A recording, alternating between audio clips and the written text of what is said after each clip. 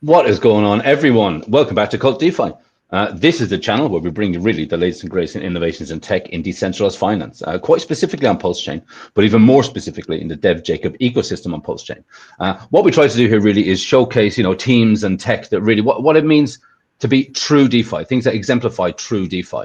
And we have a special guest with us on today, and we're going to be talking about an area of PulseChain that I don't really delve into too much. I mean, I know about it. I follow, a lot of people on X, and I see a few videos every now and again. And I have been watching a few of this guy's videos, and I just had to reach out to him really because I think that the stuff that he's into is quite interesting to me, and we'll find out a bit more about him as the conversation develops.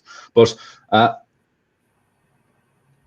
he talks to a lot of people that I don't really talk to, and I get to see another side of PulseChain, another completely other community in PulseChain that I don't really have. It's not that I don't have the time to look into it. I suppose it's not really that, but nothing really has sort of absolutely grabbed my attention yet. I mean, obviously we know things about Teddy Bear and Atropa and Pt I and all this sort of stuff, and it's really just the conversation that I kind of want to have with him. And then obviously he's a big Metaverse fan, so I wanted to introduce him to Mafia too, right? So without any further ado, I'll bring on my buddy Stephen. How you doing, man? Very good, thank you. How are you? I'm all right. I'm all right. As I was telling you in the green room, I'm running on fumes from last night, but like you said, there's no time for rest in the bull market, right? And the bull market is here, I think. There really isn't. Yeah, I was actually away recently, and one of the promises that I made to myself when I got back, I was like, okay, I'm going to stream less and I'm going to focus less on crypto. And it's been the opposite. Too many things happening. So, yeah. I feel your pain. I feel your pain, but it's good, right? I mean, really exciting times. I mean, you're quite big in the Atropa ecosystem, right? You talk to a lot of people over there. You stream a lot about Atropa and what's happening. And I saw a tweet, a post on X, I think it was yesterday, from the Atropa dev saying this: Pt I could peg by Christmas. Yeah, that's what he seems to think. I think he's a little crazy, to be honest, but I think, yeah, there's this big split in everyone that's into Pt I, whether some people think it's going to happen more like over a longer period of time, more organically, and some people are like, well, if Richard Hart's behind it, he can just peg it tomorrow. So, yeah, I sit in the first camp, and I think, well, if Richard Hart's behind it anyway, then he's just going to do it whichever way is the best way for the ecosystem. So I'm just like, just chilling out, not getting involved in the drama. So that's exactly it, right? I really try to stay away from all of that sort of drama. It's fun to watch, right? Don't get me wrong. It's fun to watch, and every now and again I might pitch in something. But we have more than enough drama over here in Mafia. I mean, Mafia is like a kill and be killed game, and in the telegrams, I mean, those boys are going at it like proper. They're really going for it. Nice. Yeah. So what is it about the Atropa ecosystem that you really like? Oh boy. Okay. So, well, first, like one of the things that you started when we was talking in backstage where you were watching that video. So from that video today, one of the guys, I think it was Fast Abdul, was saying that, or it could have been Steady Pup, that you pretty much kind of just have to find your area. There's so many opportunities on PulseChain, so you kind of have to find your area and you stick with it. And so even yourself, you're at the start, you said, oh, there's too much going on over there. You just can't pay attention to everything, right? It's just impossible. So it just happened to be the thing that I naturally gravitated towards. I think just because I've studied architecture, I love problem solving. I used to be really good at maths. I'm not saying I'm bad at maths, but I'm not like dev level math level. But because of that, and then what I was seeing with the Atropa ecosystem, it really fascinated me. This whole mystery of what's going on. Nobody knew who the dev was. Well, I think actually at that time the dev was like revealed to the world. So it was just this big mystery with something that was unique in the fact that it was a collection of tokens. It wasn't just this is the one token and all the energies around this one token and we've built something around it and let's build this up. It was actually a system of tokens that were interrelated in really unique and interesting ways. And that's what kind of really gripped me into it, that there was literally, I think at the time, probably between 80 to 100 different Atropa ecosystem tokens. So, and I don't even know all of them. There's so many. Some of them do nothing. Some of them are like counterpoints to other particular tokens. It's all just about liquidity and ratios. But the thing that I as an architect really love is understanding like big things. So I'm interested in like the global economy and how things work on a macro level. So it just really kind of appealed to my nature, I suppose you could say. So there was just a lot of things that were really appealing to my character, and so I just went down the rabbit hole, and I haven't stopped since. And I everything that's happening on PulseChain, I'm looking at them like, great, they're doing good. That's exactly what we want. We want all these different ways to appeal to as many people as possible. So for me, it's awesome. But just like you, it's like I've only got so much time in the day to, to look at all these things. So yeah. And so how did you find your way into PulseChain? Like, are you a hexagon from way back? Yes. So day one hexagon. And one of my best friends from university got me into Hex, and he introduced me to Richard Hart. And at the time, we were, I didn't really know anything about Richard Hart, and he just said, just put a little bit in. And so we did put a little bit in, and I was sort of almost going to ape in a little. Like I think we ended up putting in, like 0.2 Ethereum or something at the time, just something minuscule. I was going to put in like 3 or 4, and he was like, "Oh, don't put in that much." I wish I did. But then again, like, things happen for a reason, right? If I put in that much, I might have ended up sort of selling on like a 3x or something like this and been completely out. So long story short, obviously Hex led me to PulseChain, sacrifice for PulseChain, sacrifice for PulseX. And just been day one. And like probably, I don't know what you were like. I'd be interested to know what you were like actually. But when Pulse first launched, there was this huge fear for me of like, I don't want to part with a single one of these tokens. I've waited like a year and a half now for this PulseChain to come out. I've sacrificed for it. I just want to accumulate more Pulse. And I was like very precious with it for a long time. And until I obviously found the Atropa ecosystem, and I just started to dabble, and the dabbling became more and more and more. And now I'm almost probably sort of maxing into that ecosystem. So yeah, what about yourself? I'd be curious to know I know this is your audience, but I've got my audience here as well. So I'd be curious, like, what was it like for you when PulseChain launched? Were you like very tight with your bags? Did you sacrifice or? I found Hex through Randy Hilarski. Actually, just on YouTube, Randy. Randy's responsible for all of this. So thanks, Randy. Nice. I found Randy back. I mean, really, I started buying Hex. I started buying Hex when it was about 20 cents, and when it was on the way down. Right, that's around the time I got in. Right, it was on the way. It was on the way down. But and I have a bunch of Hex, Quattro Cinco Club back then.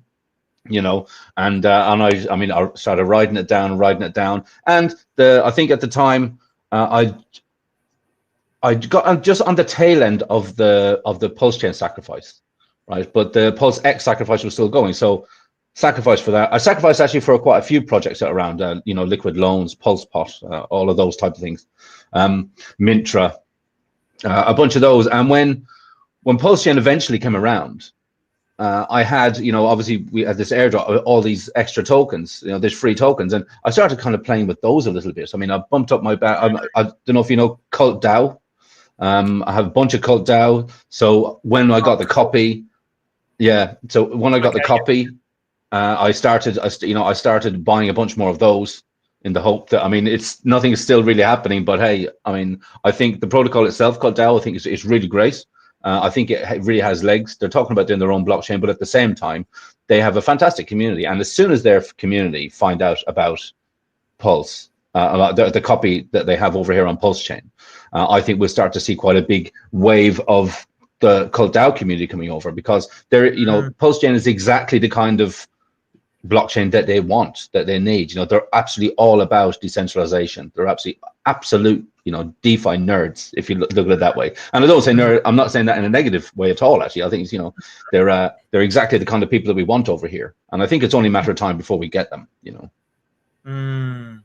Yeah, it's really interesting. All the PRC20 copies. I mean, there's a whole world there that's just waiting to open up. And even from the perspective of DeFi, that's also another thing which really attracted me to the Atropa ecosystem. When I first started learning about it, the dev was talking about it as having all the instruments of a financial ecosystem. So, for example, just the other day, he burnt like over $1 million worth of tokens, and then he minted $7.7 million of tokens, and then pumped different aspects of the ecosystem. So one of them was Teddy Bear, for example. So just seeing like, oh, he's doing what the Federal Reserve does to basically like, or like global markets do to stimulate certain parts of the economy. So it's this really, really fascinating system. So yeah, sorry to sidetrack there, but yeah. Oh no, not at all, man. It's so. Yeah, there really is a hell of a lot going on. I mean, one of the things that brought me to, I mean, Dev Jacob, right? The Dev Jacob sort of ecosystem. It started with PulsePot, you know, and PulsePot really world's first truly decentralized player versus player casino on chain.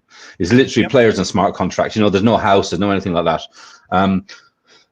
Started following Jacob, obviously because of that project, and then I started to get to know the team a bit, and then you know, the community, and pretty active in the telegrams. And Jacob started, I mean, he's got every project that he has, or a protocol that he has, starts with a whiteboard and a pen, you know, and he's like, okay, what can I do? And it's like everything he does is really, he tries to do real DeFi like it's supposed to be, you know. And I'm drawn to that. And I think the reason that we're here on PulseChain is because 95% of us are drawn to real decentralization. You know, we want to be able to do whatever we want to do with our money. It's quite simple, really. And having protocols like that, and having, I mean, I sort of big them up a little bit when I do these streams, but I'm not doing it.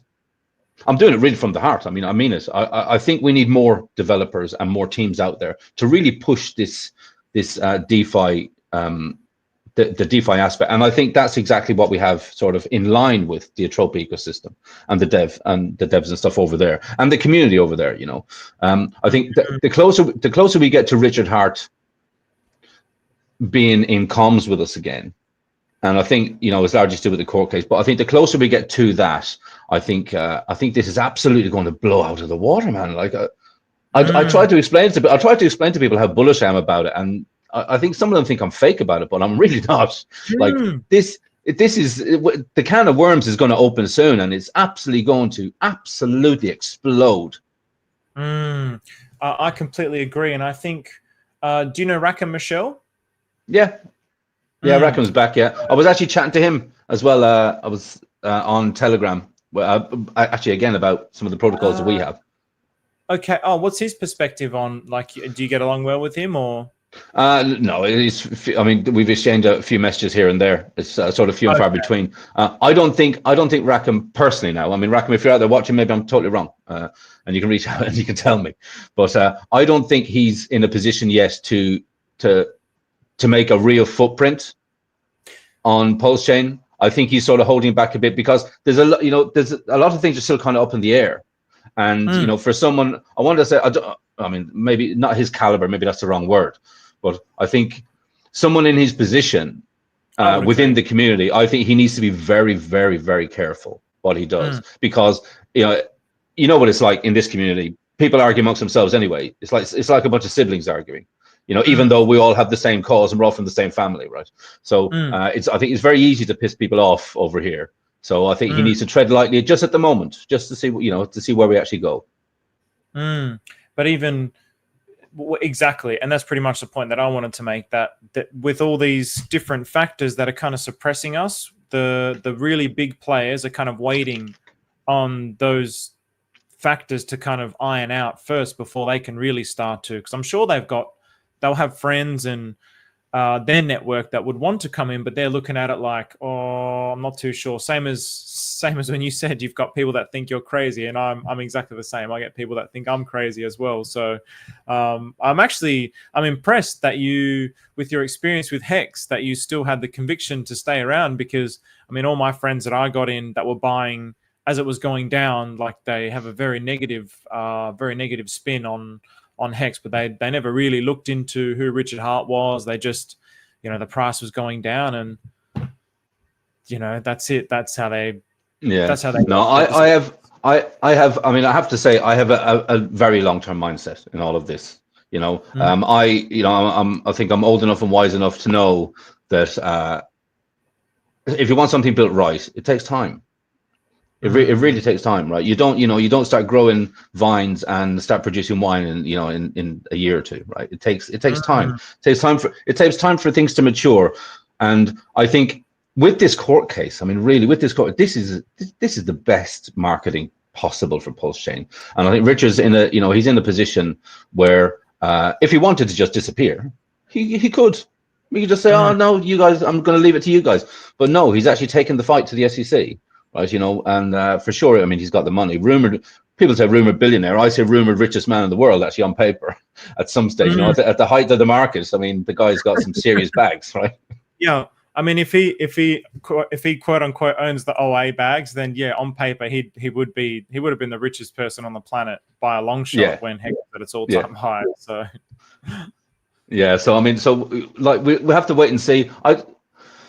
Me personally, I mean, like I say, I'm Quattro Cinco, so I'm here for the duration. I'm here at the start of all these new projects. I'm really excited that I'm at the start of PulseChain, like a chain which has a fantastic community. There's always going to be bickering, always. You're always going to have that. We've got a few thousand people here. Of course, there's going to be people arguing, right? You can't keep everybody happy all the time. That's the first rule of management. You just can't keep everybody happy all the time. So. So I think we're going to get there. We are going to get there. It's about what you do to fill your time in the meantime. If you want quick wins, there are quick wins out there. There really is. You can make money if you look in the right places. There's heaps. There's so many. It's like an abundance of opportunity. That's what I'm seeing on PulseChain at the moment. So, and I was speaking to a couple of devs a few days ago. Really awesome people, and they've been on multiple chains, let's say maybe 20 plus between the two of them, and they're like, both resoundingly were saying nothing even comes close to the spirit of the community of PulseChain. Like nothing even comes close. Everything is so, even these DeFi blockchains are they're very centralized. You have to answer to somebody, you have to answer to like an organization, and there's kind of like a boys club with the people who are high. There's like a hierarchy, and if you're not in the boys club, then your projects won't get through. Whereas this is really like everybody's just doing whatever the hell they want. They have the absolute freedom to do and say what they want on this chain. And I just think, I'm the same as you. Like I have that long-term mindset perspective. So even if we don't melt faces this particular bull run, I'm still looking at it like we're still going to do fine in the long run. If it takes 1 cycle, 2 cycles, 3 cycles, this energy won't die. This energy can't die. It's just too strong. So that's how I feel about it also. Yeah, exactly right. It's just keep on building, right? This is the time to build. Exactly. It's quite simple, really. We have a brand new chain. We still need a hell of a lot of infrastructure. Obviously we need all the fun stuff too. Like, hey, I know there's a lot of people that really hate the whole meme thing. Hey, look, it all adds to the flavor, right? It does. If we want a real functioning chain with a hell of a lot of people, we have to cater for everybody's taste, everyone's taste. Whether that be, the hardcore guys who like the Signum Oracle guys are doing fantastic now. Signum Oracle pre-sale is on. Anyone out there who doesn't know, decentralized Oracle on PulseChain, we have one. It's coming. And I know there's a hell of a lot of projects and protocols that are waiting for an Oracle to come around. It's been a long time coming, but it's here now, right? It started. I think January is actually going to be official launch. Now is the pre-sale. I think I hope you don't mind, because I know you've got a bunch of your people in here as well. Please, yeah. If so, anyone that wants to have a look at Signum, right? Signum Oracle is an Oracle actually is a huge infrastructure step that PulseChain needs. It really, really needs it. So many protocols are waiting for it. There's a pre-sale is on now. Basically, I think whatever you buy in the pre-sale, you're getting like a 10% discount on the actual token price at launch, right? So you can get in there. You can with this Oracle, you can download a little piece of software, you can become a reporter for the Oracle itself, and you will get rewards being a good reporter, right? So it's basically like being a validator, I guess. You can look at it like being a PulseChain validator. And Fast Abdul has said previously that he thinks that the reporters for Signum, when Signum starts, really kicking off, that they could actually be making more money than you would earn being a validator on PulseChain. I mean, for anyone out there that might be interested in the tech side of the blockchain, go and have a look at that. I think it's literally just signumoracle.com, right? Go over there and have a look. You can even download some test tokens right now and mess around with it if you want. I personally think it's a huge step forward. So anyone in PulseChain, if you like what we do and you want PulseChain to start doing well, go and have a look at Signum. Jump into Telegrams and have a chat with the boys. I'm going to be doing a live next week with Stu, the guy behind it, and Tetra Labs. I've streamed with him before, but I'm going to be streaming with him again next week, and I'm really looking forward to it. I like what those guys are doing. We're going to get there, Nice. Yeah, nice. I was communicating with a dev who was trying to fix the do you remember the LUSD fiasco? There was the issues with the Oracle there. I was talking to a dev who was trying to fix all of that. I haven't spoken to him in a while, but it's fun. You just like you feel like you're part of something that you're contributing to the blockchain. You don't really have to do much. You're running the code, and then you're getting rewards, and then you've got these rewards that you can speculate on with the price charts. It's actually it's just another little fun side thing that you can just keep an eye on, and you don't really have to do much for it. So yeah, and then plus it's really like, wow, I'm actually part of this. Like, I feel like I'm part of this decentralized financial system. It's awesome. Yeah, I think that's what we like over here, in Hexaco or Pulsico, whatever you want to call it these days. It's, everybody does their little bit, whether or not, it's just engaging in other people's chats, engaging in people's telegrams, finding out what's going on, right? I mean, I think the best questions to have over here is, hey, what's going on? Tell me, let me know what's happening in your world, because we are all part of one big family. And we have all these different little pockets of stuff that's going on. Obviously, it's inevitable that we will have competing protocols, because even when we get the infrastructure out there, there's going to be 2 or 3 oracles, I'm sure, even more, or 2 or 3 different types of one game, or 2 or 3 different types of whatever, the Aave of PulseChain. There might be 5 or 6 of them in time. And we need it all, right? Because, like I say, it all adds to the flavor. We absolutely really need it all, and I think we're going to get it. We're going to get it. I think so too. Yep, I agree. Yeah. I'll just jump into the chat here. I can see we've got a few people typing away. We've got Crypto Flow. Greetings from Germany. Hello from. Hey, you're not too far away from me, actually. Germany, a European. This week, right? Because you're in Australia, right? Yes. Yeah, so this week I've streamed with Australia, America, China, Europe. I'm all over the place, and that's just in 1 week. It's great. It's good fun. Yeah, good stuff. Worldwide tour. Aldo Rio said, Stephen the Atropa CEO. There you go. Definitely not. Matt in Bali says, hello, Steve-O. The earlier, the better. The narrative, the story, the madness, the rotation, the glory. Personally, 90% of my PDI will stay in PulseChain. That's good. I like PDI. There we go. We talk about opportunity. Throw something at it. Just see. Not financial advice. Obviously, we're just 2 guys here on the internet having a chat. But I'd say it's absolutely worth a punt. And I would also say that the state Ethereum is also worth a punt.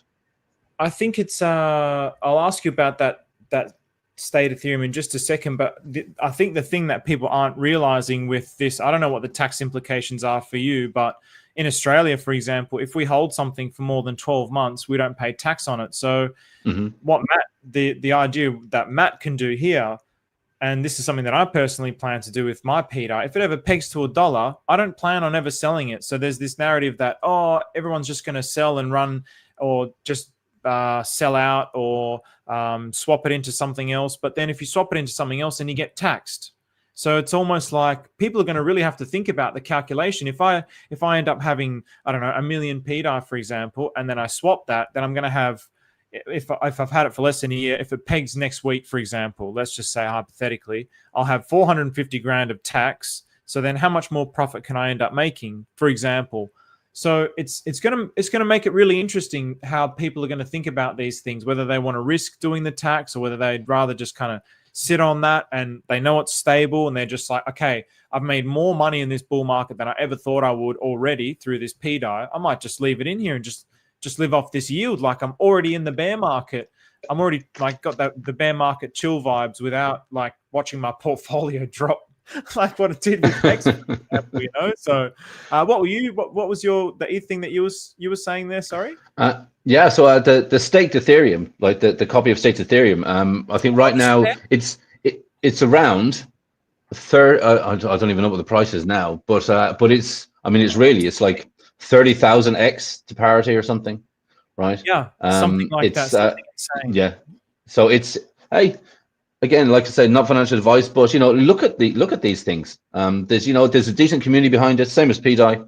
I think we're in this wave now of the P copies, and as we continue to grow and as more protocols start to, like I said, the infrastructure, once more protocols start to come over and have a look over here, and they're going to be interested. I mean, example, if Aave was looking over here at their P Aave and they were like, okay, well, let's have a little play on PulseChain, maybe next cycle or something. And they say, well, hang on a minute, how many of these tokens have we got, are over here? Okay, well, we're going to have to do something with that, because they'll say, well, they're ours, right? So we need to do something with it, even with Chainlink. I think Chainlink right now are not, they're not so interested in looking at PulseChain. I think it's probably just because we're so young, right? But inevitably, they're probably going to have to come over here, and that P-Link is a massive winner. I'm a big fan of Chainlink. But I will say, yes, I hold some Chainlink. I love Chainlink. I think when they bring out their CCIP cross-chain, interoperability, I think it's going to absolutely blow things out of the water for us over here on PulseChain. I love that concept too. So I don't personally have any, but I've always had a soft spot for Chainlink. I think they're doing awesome things. Anything that integrates all the blockchains, the better. Right now, it's like, well, it's like the mafia, right? Everyone's got their little blockchain, their little family, but eventually, it's going to be something where it's just going to be it will be all interoperable. So yeah, and I feel like actually on that, PulseChain's positioning itself better than any other blockchain in the way that we can seamlessly integrate with Ethereum. Is like, I think it's just going to put us a step ahead of the curve. So. Yeah, big time.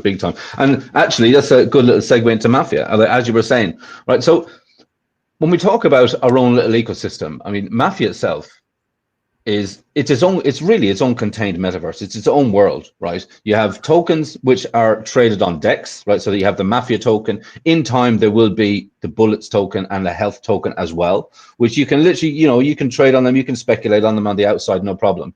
But if you decide to bridge them into the Mafia game itself, that's when the fun starts, if you like. So there's going to be things like staking. So you can stake the tokens for yield. Inside the game itself, there is like in-game cash. And as of a couple of days ago, we launched an update. So now there is an actual ratio of Mafia token versus the in-game cash token. So everything in game, everything you do from, I don't know whether it's robbing a hot dog vendor or robbing a bank or stealing cars or smuggling and illicit substances and all that sort of thing. Everything that you would do in the Mafia world, basically through a series of RNGs, random number generators. There will be some success, and if you get the success, you get rewarded in this in-game cash, and then literally all you do, bridge that back out to Mafia, and you are good to go. There's over 50 different ways to get paid in the game. There's over 50 different things you can do. Yeah, I think, and I say this quite a lot, and I stand by it really. I think when people see the amount of money that can be made playing this game, I think a lot of people will be looking at like pretty much a full-time job. I mean, you can earn thousands and thousands per day by doing various tasks in the game. I mean, and the ultimate goal is to control the vault, right? The vault itself, it's every action in the game. There's small fees that are taken from people doing different actions, and it all goes into feeding the vault. And the vault actually pays out 10% of its value weekly to the top 5 families. And I think the vault right now, even though we're at early access, I mean, we're over $500,000 already. Wow. Yeah. there's serious money that can be made. I mean, the top family, I think at the moment, they're geared up to be earning around $10,000 a week. In PulseChain, right? On PulseChain, yeah. Well, actually, we're on two chains. We're on PulseChain and BNB, and then we do have plans for base chain for Solana as well coming as soon as we have this chain link. And then when we have this chain link CCIP, then literally, you know, PulseChain teams or PulseChain families can go to war with a family on base, and vice versa. You can go over there and start to war and take all their assets. And I think the opportunity for onboarding then to people to PulseChain is phenomenal. Yeah, definitely, absolutely. So in the vault though, what's the token that's in the vault? Like for example, on PulseChain, would it be PulseChain or would it be a token native? Oh, that's okay. So that's what I was asking. Okay, so it's Pulse that's in the vault. I mean, there you go. So the top family's making $10,000 of Pulse a week. You said. Yeah, I mean that's literally at the price of Pulse at the moment, and that's at the level of the vault at the moment. I mean, Pulse goes up. If Pulse does a 10x, well, guess what? Now that family's earning 100,000 a week. Wow. Yeah. Do you have are you able to share like a screen of the front end? Yes, I can, of course, yeah. Gameplay or something? Because yeah, I'll do that right now. I don't remember seeing any kind of front end with it, so yeah, I'd love to see what the game actually looks like. Yeah, so we're, like I said, we're in early access at the moment. So we have a 12-step launch phase, and at the moment we're approaching step number 7, which is the map. So at the moment, what you can do in game, you can create your character. Creating a character costs 2,000 Mafia. On Pulse, that's about $1.50, I think. On BNB, it's around 50 cents. So you can create your character. Then what you can do, you can join a family, or you can create your own family. Obviously, the safety in numbers. The way that this works, so once you create your character, you're actually tying your avatar to your wallet address, whichever wallet you decide to sign up with, and every action that you do in game is basically to that character, to that character, in other words, to that wallet. If you are killed in game, then that wallet technically gets blacklisted from the smart contracts. So if you want to continue playing, you'll have to set up a new character and continue on. So it's like a one life game, but if you are killed in the game, basically the person who killed you will get whatever in-game assets you currently have on you at the time, not including anything that's staked in the bank, the in-game bank or anything like that. Obviously, all of that stuff is quite safe. But yeah, so like I said, the safety in numbers right now we can see here. I mean, we've got 22 crime families and 1,055 players. The vault right now has 6.2 billion Pulse. Sorry, is that between the two blockchains, or is that just on PulseChain? This is just Pulse. Oh wow, okay, all right. So there's quite a few people playing it. Yeah, there's quite a few people playing. Like the majority of this game, really, I mean, especially at the moment because it's in early access, it's actually played on Telegram, in the Telegram channels, because that's where people do their negotiations, they do their strategy. They talk to each other. Some of them are going to war already. Technically, they're promising each other that they're going to be killing each other out of the gate. In this game, it makes sense to. It makes sense for people to try and get along because, like I say, there's so many ways that you can make money. For example, in game or in our metaverse, there's 11 cities split across 3 continents. So you might have someone who is headquartered in Miami, and there might be another family who's headquartered in Medellin, Colombia. Obviously, the ones in Colombia, they might have access to certain narcotic which sells very well in Miami. So it will be in their interest as two families to set up a smuggling route that the Miami family would buy from the Medellin family because the product is cheaper down there. And then by the time they get it to Miami, they can sell it on the market for a nice bit of a price increase. That's just one of the things, there's you can smuggle different narcotics, you can smuggle, alcohol and tobacco, you can steal cars. You can, like I say, you can kill people. You can rob. I think one of the lowest level heists that you can do, I think you can rob a kindergarten. then next one up, you can rob a hot dog vendor. All the way up to robbing a bank, right? And yeah, and when map goes on sale, so at the moment, the map is the feature that we're really waiting for. Okay. This is really where we show people what the world that they're going to be playing in really looks like. It's taken a while, obviously, because we're going through our stages to launch. So we've got 9 more days to go. When that happens, basically land goes on sale. And in order to get land, so in order to rank up your character in game, you need to purchase some keys, and then you open these crates. Okay, by opening crates right now, you get certain inventory items. So it could be inside the crates, we can see here that there are things like in-game cash, there's bullets, health, different shop items. So that could be some, some weapons, some armor. The NFTs we can get to a different time, notification credit. So because this metaverse pretty much just goes on and on, I mean, it's a 24-hour thing as long as the blockchain is there. I mean, the metaverse is alive, whether you're sleeping or not. So while you're away from your character, away from the game, you can get certain notifications. So if someone is trying to maybe attack you, or if someone's trying to steal something which is yours, we're going to have something like an email kind of system, like a Gmail kind of system in game. So literally you will get a notification from the protocol to say, hey, somebody's trying to attack you. You better come back and do something about it. Then you have things like various bodyguards, helper credit. So a helper credit is, like I say, if you're away from your computer, but you want to do, you want your character to continue to do things while you're not there, you can use these helper credits in order to do that. So every time you do a heist or you do an in-game action,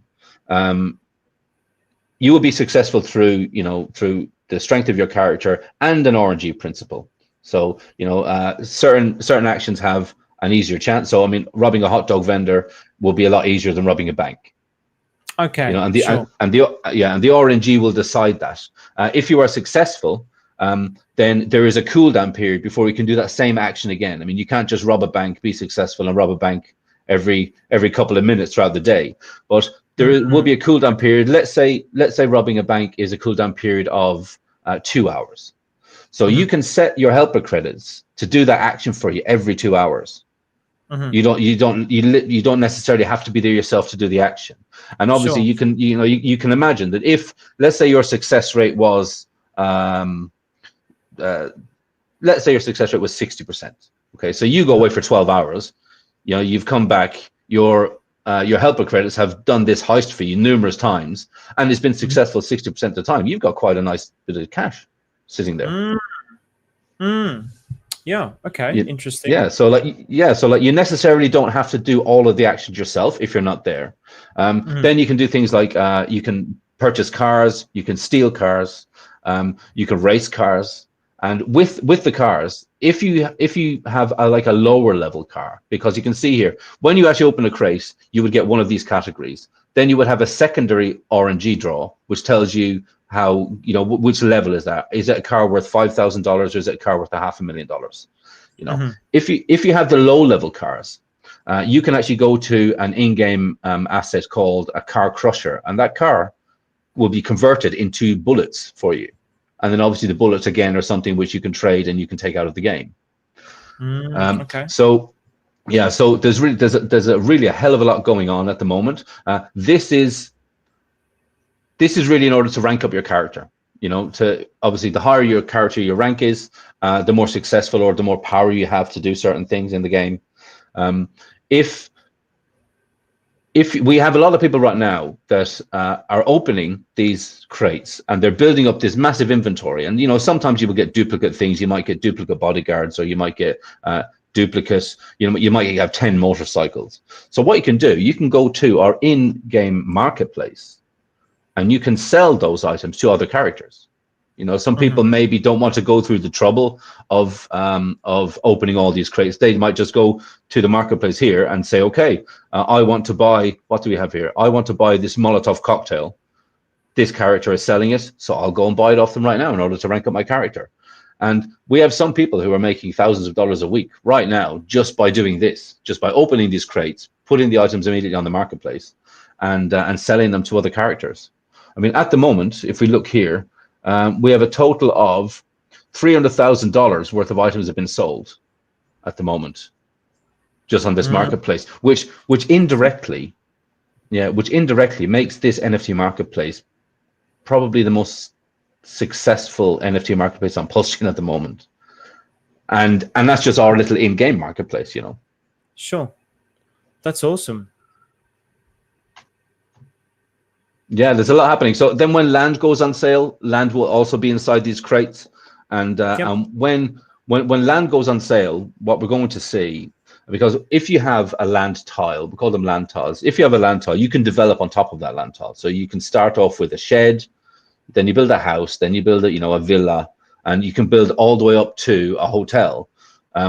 If you have a hotel on your land, sort of like a Monopoly game, people will have to obviously stay in your hotel. So you will be earning city inflation yield, which is this in-game cash for having that item, as long as you can protect that item, right? I would assume that anyone that gets into that city developer position will be very high ranked character. They might be the Don of a family themselves. And then they will literally just be earning city inflation from this bank. It's this, like I say, there's so many ways to make money in this game. It's ridiculous. Wow. I mean, the fact that you've got over 1,000 players, I'm quite impressed by that. And the game's not launched yet. I mean, obviously, it's kind of progressively being released in stages by the sounds of things. Yeah. Wow. Yeah. So we've got it's a 12 phase launch stage. And we're currently at number 7, the map. The map is, I mean, really, to create the metaverse is probably the most important and biggest step that we have. And that's why now that this is coming to, fruition now, the remaining steps will be, just a matter of 10 days, 2 weeks each, I would assume. In the beginning, it was like that. There was a new update coming every 10 days, every 2 weeks. That was create your character, then do your family, then do the marketplace, then open the crates and all this sort of thing. The map has taken the largest amount of time because it's the largest aspect of the game. It's the visual part, is what people really see. And then after that, there's another few short stages. So I think by the time game goes live, the vault, I would say, well, the vault right now is at 6 billion PLS. When the land goes on sale, I'm expecting there to be a massive uptick on that again. So I've been talking to Giffordware, GIF from Pulsar. Yeah, I do. Yeah. So he and Kool-Aid have their own family here, and I was streaming with GIF, and we were doing some speculation on the size of the vault by the time the game goes live, and I agree with them. I mean, I think it's going to be 15 to 20 billion pulse by the time the game goes live. Wow. So this is all coming from just people purchasing assets and things within the game, and that's going towards a vault? Yeah, it's pretty much everything, So when people buy the Mafia token itself, there's some fees there that go straight into the vault. When people buy and sell in the marketplace, there's a little fee taken from the seller that goes into the vault. When you do an action in game, there's a small little piece again that goes into the vault. So it's everything, pretty much every action. Pretty much every action in the game is used to try and keep that vault going, because, like I say, the top 5 families will get a payment from the vault, but families places number 6, 7, and 8, if the vault payouts every week are increasing, so there's an uptick, then places 6, 7, and 8 will also get a payment from the vault. If on a week-to-week basis that decreases for any reason, then there won't be any payment given to places 6, 7, and 8. So it benefits you to be in at least the top 8 families, but it makes real sense to be in the top 5 families. We have quite a few content creators right now that have their own families. I mean, like I say, we have 22 families on PLS on Pulse at the moment. Just click here, families tab. Yeah, so we can see here that the Yakuza are in the first place. They're going to, right now, the Yakuza family are geared up to be getting 186 million pulse every week from the vault, just as it stands at the moment. And then it's up to them really what they want to do with that. The Don of the family might say, okay, 50% of it goes to the family, like the members, 50% goes into the bank to earn this yield. So there's really a lot of strategy involved. A lot of the families, then we can see here, actually, if we look, we have allegiance in the middle. So different families can group together for their own mutual benefit. You know, they can start an allegiance. If you have, if you're the Don of a family in one city and I'm the Don of a family in another city, and a trade route would be beneficial to open up, it would make sense that we would get on. So you, through an allegiance, you can actually do that. And even if you are one of the maybe the lower ranked families, but you have good access to something, or you have something that you can offer one of the larger families, if you do an allegiance with that larger family and they get a vault payment, they can also include you in that vault payment. They can just, you know, siphon something off for you. So even if you are not in the top 8, technically you could still get payments from the vault. Wow. Handsy Crypto, is that would that be the that is Handsy, the Grand Clan. The one is Ultimate TA? Yeah, that's Handsy, yeah. Nice. Yeah, he's the Don of the Grand Clan. They're a pretty decent family. Brissology is a member of the Trump family.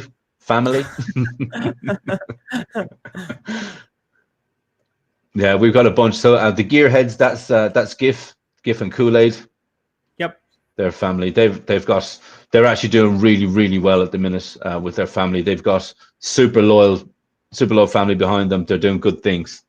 Because they've already got that sort of pre-community behind Gifford, where they've got that community going with their own token, right? Yeah, they do. Yeah, they've got, and obviously, I mean, Kool-Aid himself is like his day job. He's a professional game dev, so you know he really knows the aspects of how to play this game even before we do. You know, he sees 10 steps ahead of what I would see already. Sure. Yeah. We've got a comment here. Someone just commented. Spirit Falcon says, "Come and join the directorate, the best group to be involved in." Oh, he's trying to poach you.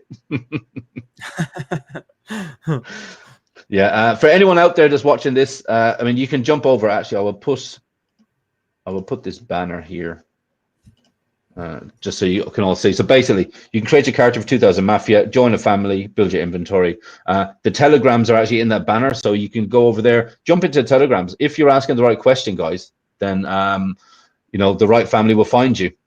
They really will. You know, they're actively recruiting right now. You know, you can get yourself into a family and start earning some of the yield that the family gets, which is kind of the way it goes forward. Who's that? I see we've got Kaiser in the chat. Spirit Falcon doing his job of recruitment. I like it. Hey guys, how you doing? Disappeared for the summer, but back again. But that's great. Kaiser is actually in quite a lot of the Dev Jacob ecosystem protocols. Good stuff. Nice. A bunch of it. Yeah, I'm just having a look through the chat here. Yeah, we got a bunch of people in here. Perfect. Yeah, there's some familiar faces that I can see from my channel. So, and then some that I don't recognize. So they must be from your end of the woods. So this is cool. This is great. Yeah, this is what it's all about. So exactly right. Exactly. But yeah, so that's kind of Mafia. I mean, it's growing all the time. You know, it's quite interesting because right now we have obviously Pulse Mafia and the BNB Mafia. A lot of the players are playing on both chains because the money exists to be earned on both chains. You know, one is just you're earning in Pulse, one you're earning in BNB. And then we have other families and other content creators who have created their own families, and they're quite chain specific. You know, so we have a bunch of people over on BNB who play around on the Binance Smart Chain, or they play around on Sui chain, or on Base, or you know, on Solana, and it's something like that. And then we have obviously the people over on Pulse, and I think the people over on Pulse, because we're kind of a Pulse you know, hex orientated team. We kind of, you know, we are hexicans. That's kind of where we started. So I think the majority of the community that we have are Pulsicans, right? You know, we're here kind of over on this side. But the good thing is the more we grow over on BNB, people are saying, "Oh, you have the same game on Pulse. Okay, I'll come and play on Pulse too." So there you go. Boom, we've onboarded people.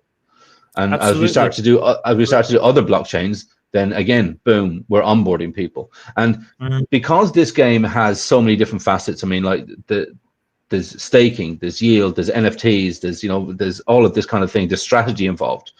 Even this game as an educational onboarding tool for people into crypto is fantastic. You can come over here, you can learn about staking, you can learn about real yield versus inflationary yield. You can learn what NFTs are and how they work. You know, you can look at all these different various things that you can do on chain, and it's all wrapped up in this little bow, which is a game.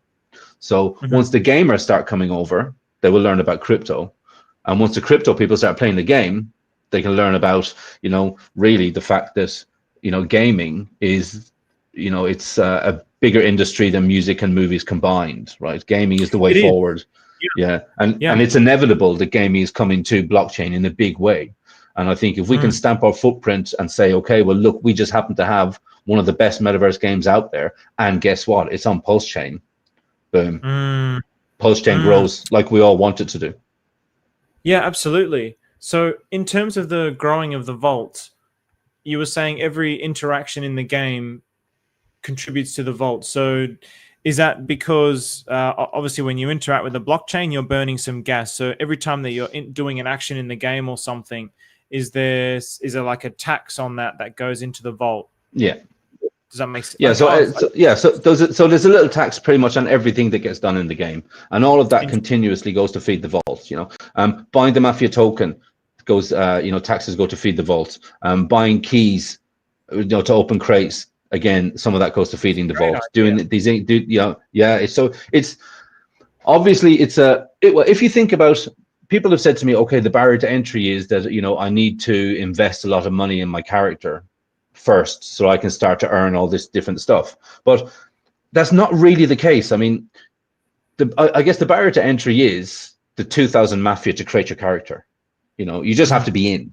Once you're in, I mean, even as a pretty like a starting low level character, you could literally just go and, you know, like I said about the hot dog vendor, you can go and rob a hot dog vendor every 30 minutes throughout the day. And at the end of the day, you know, depending on the RNG, but, you know, you're probably going to be successful most of the time. You're earning money every day. So really, you know, you've spent $1.50 to create a character, and you might be pulling out maybe $10 a day. Maybe doing something small, you know.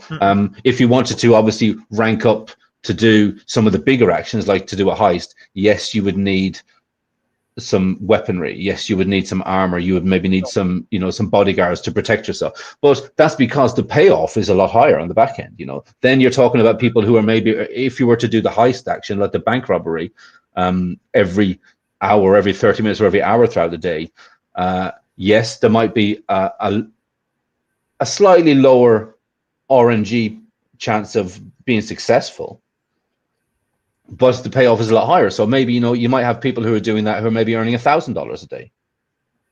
You know, wow. Yeah. So this, like I say, this, as much effort as you put into the game is as much effort as you will get out of the game. You know, you can literally just create your character and do something small, not really bother with it. You know, set up your helper bots that they will literally do these tasks for you, and you can just sit there every day and look at it like you're making passive income. Who doesn't like passive income? Yeah, I really like that. I think because it's something I'd listened to. I'm sure you would have listened to Raoul Pal talking to. Are you familiar with Raoul Pal actually?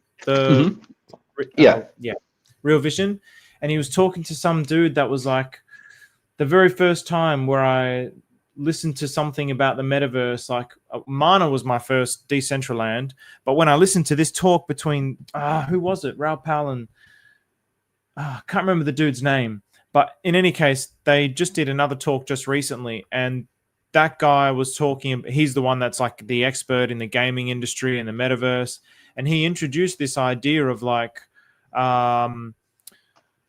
where you're basically creating like some kind of AI, and you're just training the AI as your character to basically perform all these actions for you while you're away. So it sounds like you have that kind of a concept in here, which is really good, because people like myself or others who are time poor, we don't want to sit there playing a game. I mean, I used to play World of Warcraft, so I know what it's like to sit in front of a computer all day, and I played the shit out of that game. But, you know, now like this concept of, it's just yield generation dressed up in something that is entertaining and fun, which is really cool. That's what I really like. That's it. Yeah, and Kool-Aid actually come up with something, and it sounds a little bit salesy, but I mean it's true. If you're being paid to be entertained, you don't have product market fit anymore. Then you have perfect market fit. You're being paid to be entertained. That's a very interesting way of looking at it. I like it. Right? I really like Yeah. it. Clever dude. He's a clever dude, Kool-Aid. He is, yeah, he is. He's 1,000 miles an hour. His brain works so fast. Does he contribute to, like, so he's just a player? Does he do the players like help develop the game in any sense? Is there any kind of like feedback loop there, or? Yeah, because we're in early access. I mean, the team are obviously open to suggestions, and because Kool-Aid is a professional game dev, yeah, he helps all the time. The community, even as the game is starting to progress now, the community have come up with some suggestions in the telegrams, and they've been implemented in the game. You know, wow, like I say, because it's early access, we have time to do those kind of things. And you know, the team are absolutely open and very responsive to good suggestions. I like to tell people, look, jump into the Telegram. There's no such thing as a stupid question. Like, jump in and just ask. If the community will get back to you, and they will really help. And that's what we love. I mean, I don't know if you've had a chance to actually look at the Git book. But no. I mean, we definitely don't have time to go through it today. It is, it's. I'll put it in the chat there for anyone. It's an all-encompassing Bible for this game.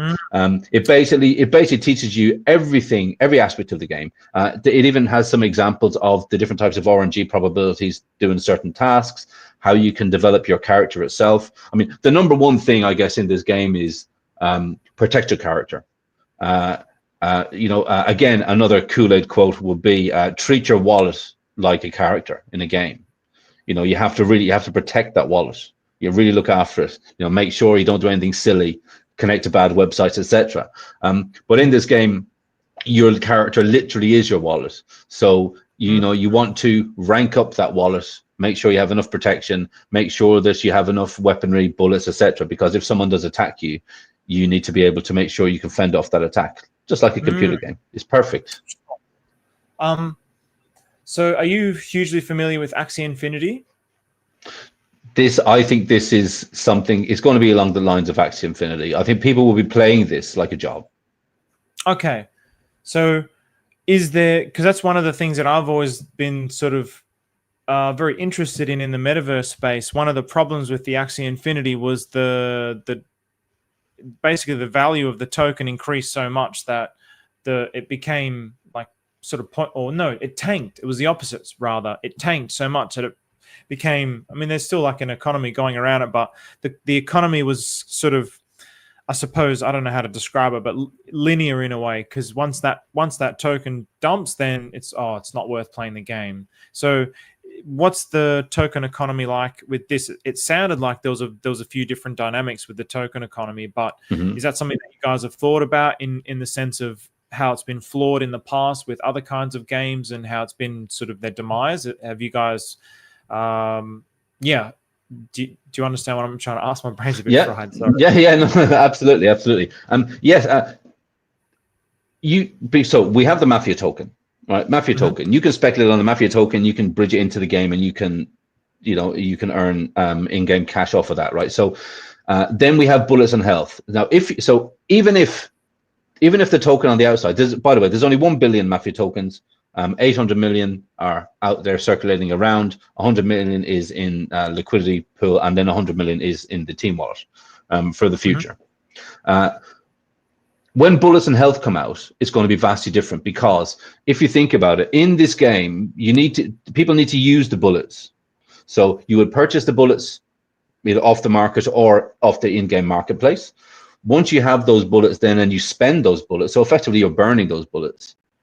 And so new bullets have to be generated all the time for people. So that way in itself, those two will level out. It will be kind of the similar as health, but we think that with the health bullets, with the health token, people won't be stocking up on health the way you stock up on bullets. I think it's going to be a retrospective thing. People are going to say, "Oh, I'm under attack. I need some health."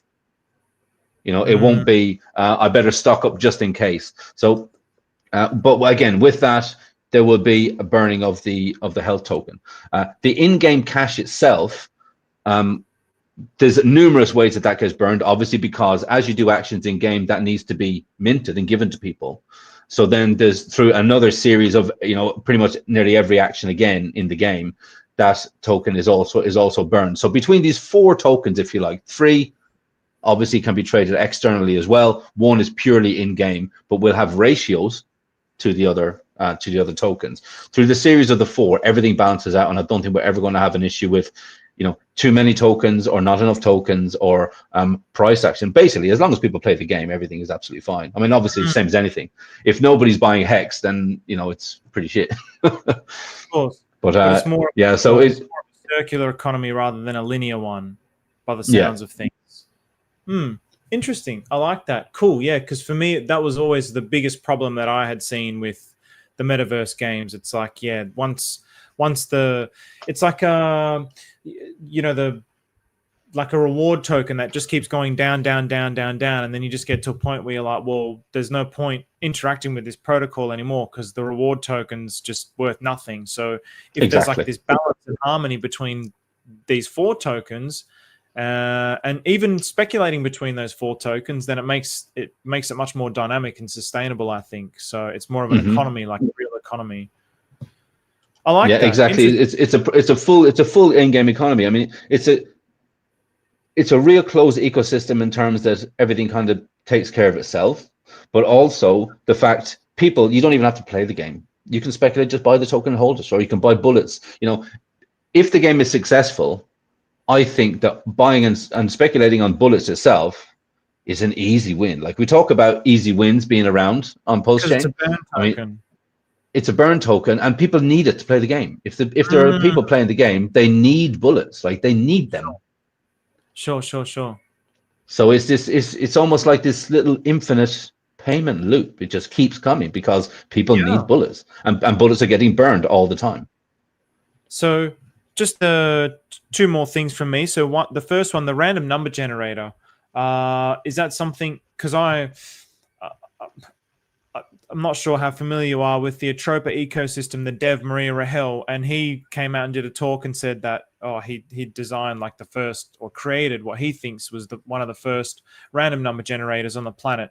Now, the random number generators, is this like something that's, whoever created this game, they also invented a random number generator? Is this something that's been around for a long time, or they created it for this game? Like how did that come about? Yeah, so this is the same team behind PulsePot, right? You know, we're also the PulsePot team, and you know, like I say, PulsePot is the world's first truly decentralized casino on chain. It's players and smart contracts, and RNG is a massive proponent. I mean, we have things like roulette, we have a jackpot wheel, so RNG is a huge part. So basically, we're using our own RNG for that, for bringing it into Mafia for certain actions. But the reason that we're so excited about Signum Oracle, for example, and the RNG components that they might be bringing around is because for some of the more for example, the kill simulator, to kill someone inside this game, the game takes into, you know, it takes about 50 different types of certain levels of criteria in order for you to be successful in killing someone versus them killing you. You know, how strong is your character compared to them? Are you in the same location as that person? I mean, you can't shoot someone if they're on another continent. You know, all of these different types of things. And so an RNG component for something like that is the way that our head dev Jacob thinks about it is, we don't want anyone to come back to us and say, it's your own RNG. How non-biased is that? Your character just killed me. You know, this character killed me. I know that you're friends with that person in, you know, in the real world. You know, so you need to, because if you think about it, you know, someone's character gets killed, there's a potential to be losing a lot of money. If you're successful in this game and you spent, you know, let's say you spent 6 months or a year ranking up that character, setting yourself up for success, and then someone comes along and kills you, we absolutely, you know, we don't want to be in a position where people will say, okay, you've done that because I know you know that person in real life is your friend. So in that case, that's one of the reasons why we want Signum. We want something completely decentralized that we have no hands in at all, you know. Mm-hmm. So, yeah, I mean, I'm just curious, like, how did that random number generator actually come about? So like, well, Jacob and team developed it for the casino project, so it's our own RNG. We developed it ourselves. And even then, so from that perspective, based on like, so with the PulsePot, was there such a thing as a random number generator before this, or was this kind of like... No, team built it. Wow. So yeah, really, the team built our own one on Pulse, but you know, we also have BNB Pot, which is launched on BNB. Sure.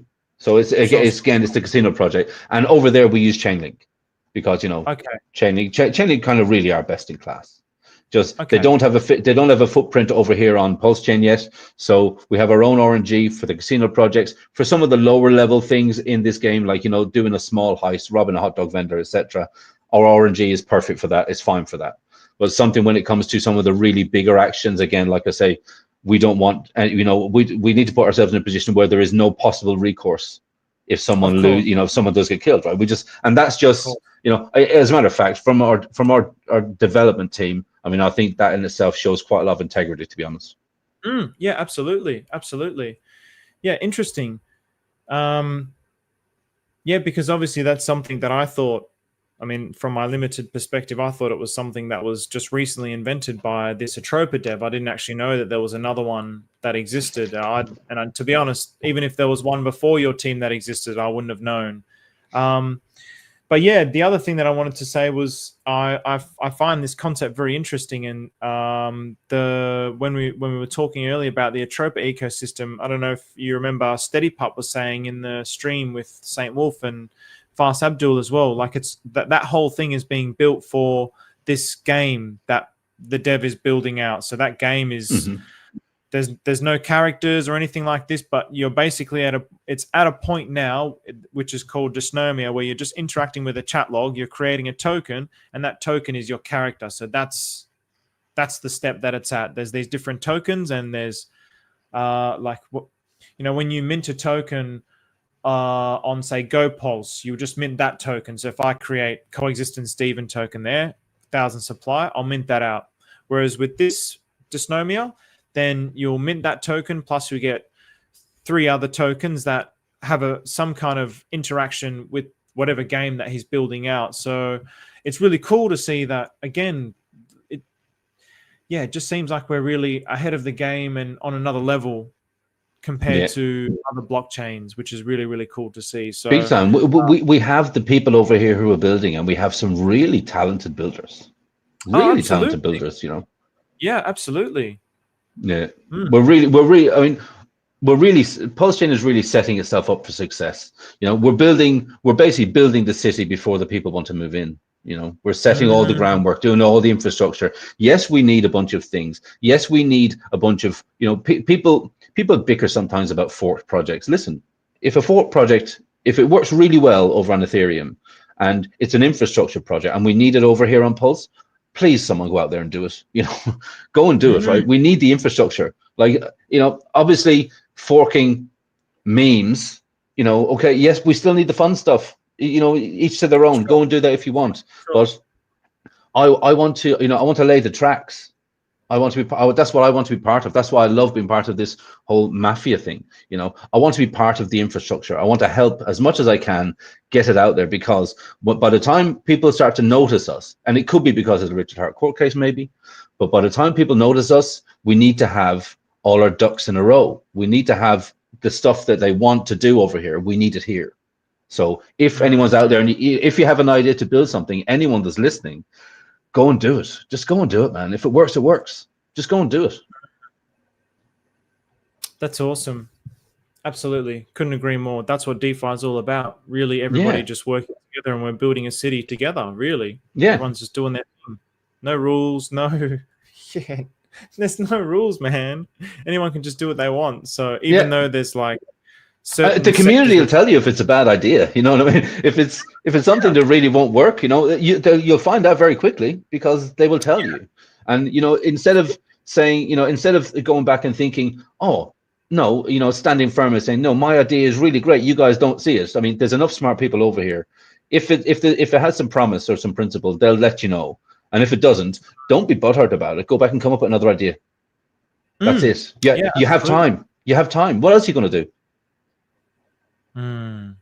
You've got the time. Go and build, guys. Build something really fucking cool. Put your thinking cap on and build something really, really cool, because we want it over here.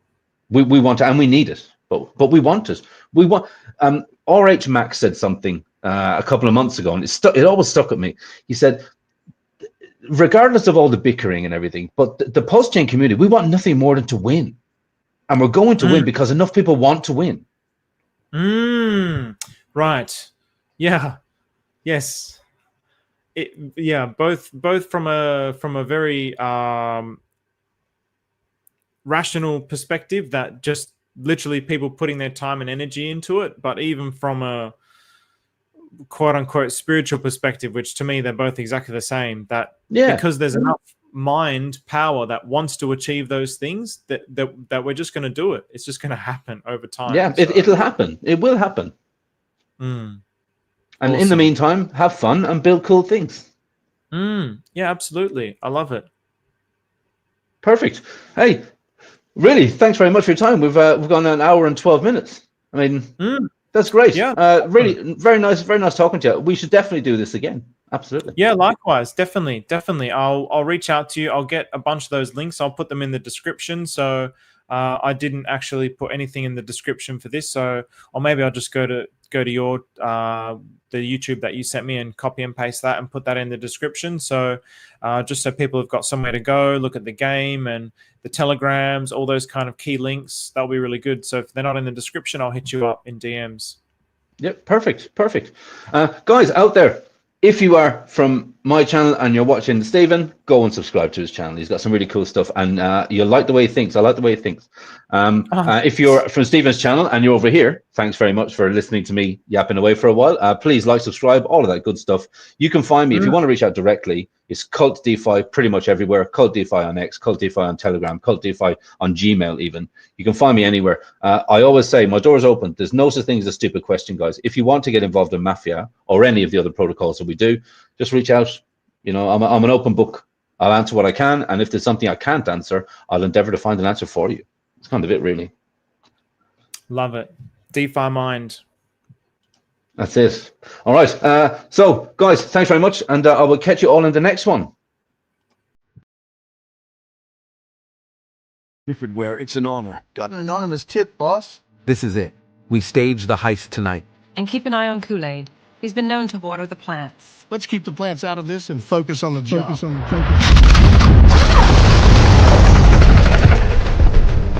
All right, Johnny, I'm sorry.